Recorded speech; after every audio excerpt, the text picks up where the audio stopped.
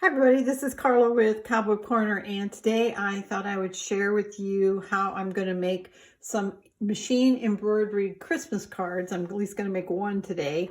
I got this pattern from our local sewing shop, Inspired to Sew in Cedar Rapids, Iowa. It's by OESD, and it has 8 different cards and 8 different ornaments that you can make in the set. And I've already made this one right here, which turned out amazing. And then I made this one here for my mom and dad, and it also turned out well, but I didn't get pictures of those.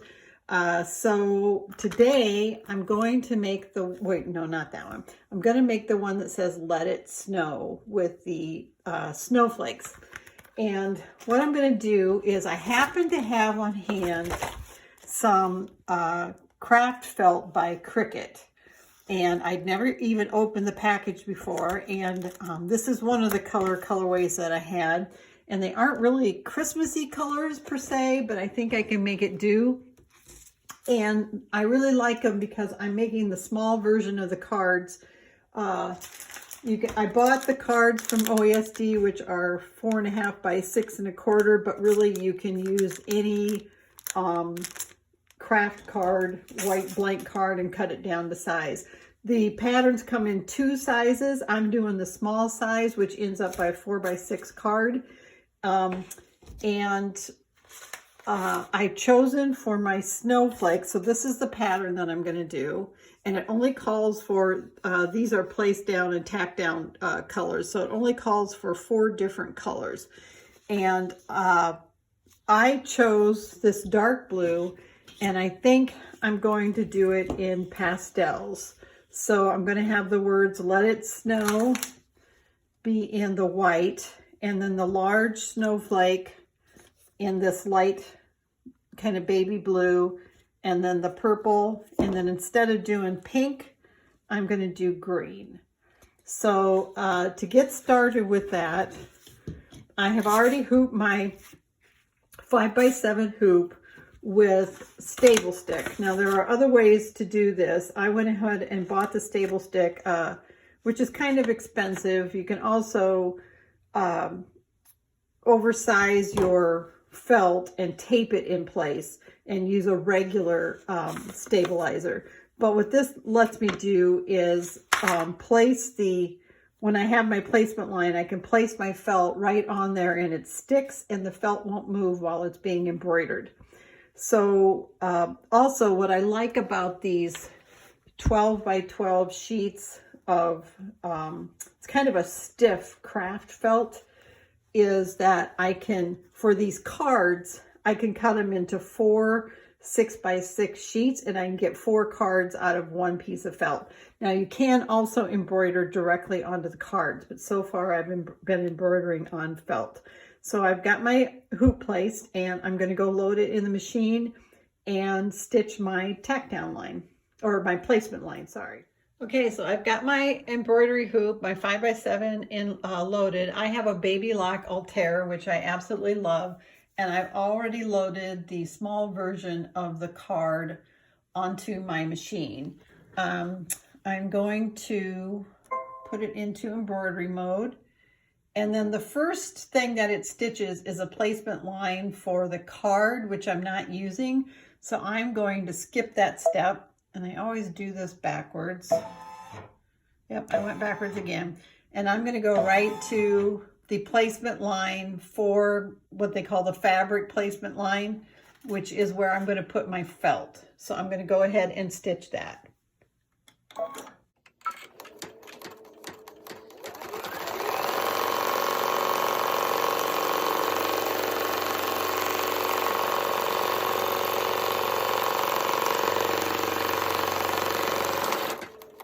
Okay, you can barely see it, but there is a rectangle stitched onto my stabilizer, and that tells me where to place my felt that I'm going to stitch on. And with this one, it just barely fits up and down. So I have to make sure that I get it enough to cover, because it's going to do a little outline stitch.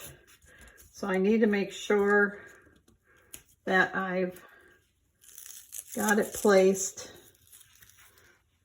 with enough on the top and the bottom, and also try to get it straight. If I had a little bit bigger piece of felt,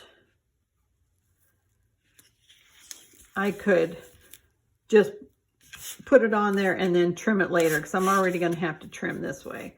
So hopefully that will be in the right spot. Pull this up a little bit again. Should be good. All right.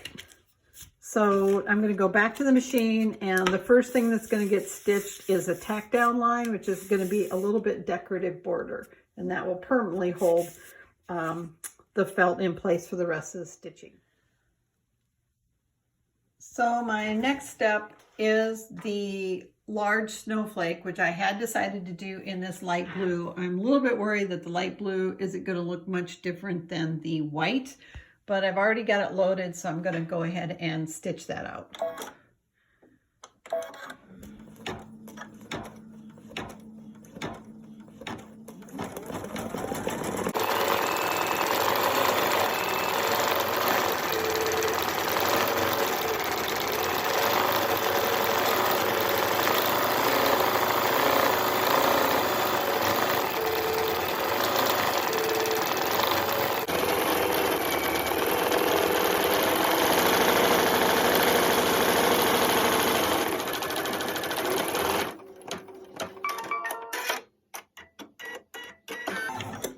Okay, that's the first snowflake, and actually I thought I was stitching this large one, so I wanted this one to be purple and this one to be light blue, but we'll just swap those. So next is the Let It Snow, and that's going to be in white, so I will swap out my thread and we'll...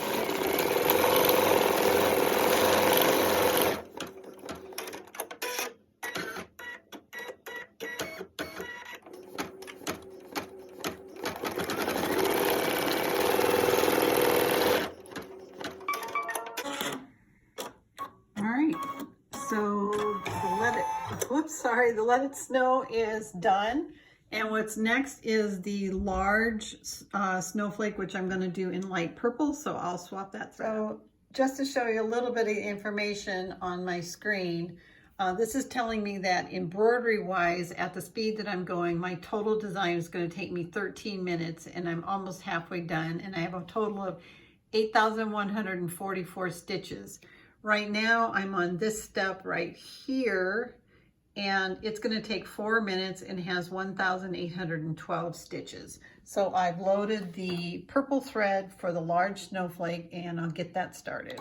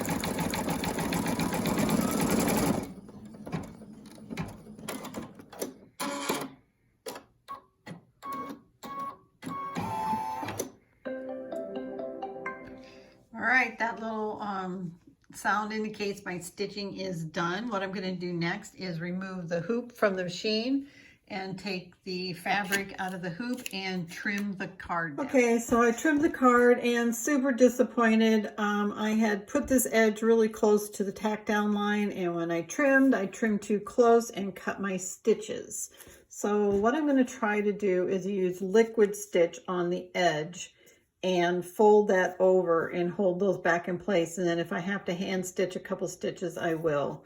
But I was going to leave this out, and I thought, no, you know, we all make mistakes. Let's put that in there. So I did trim too close, super disappointed, but we'll see how it turns out.